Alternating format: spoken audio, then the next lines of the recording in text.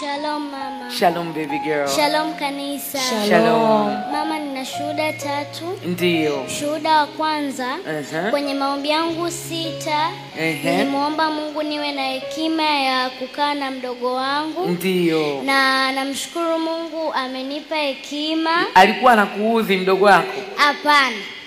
Yani ila ulitaka tu umlee kama dada mkubwa. Yeah. Mdogo wako ni wa kike au wa kiume? Wa kike. Wa kike. Kwa ulitaka umlee sawa sawa.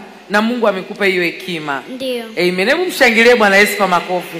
Alafu kuna watu wazima hawana hayo maombi. Baba nijalie gari. Mungu akurehemu.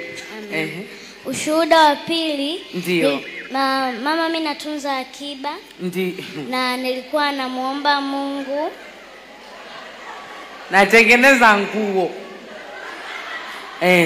Nilikuwa namuomba Mungu niwe natunza akiba nifikishe 10,000 kwa wiki. But namshukuru Mungu sijafikisha, but nimeanza upya. Na mama yangu amenisaidia, nimepata 18,000. Wacha.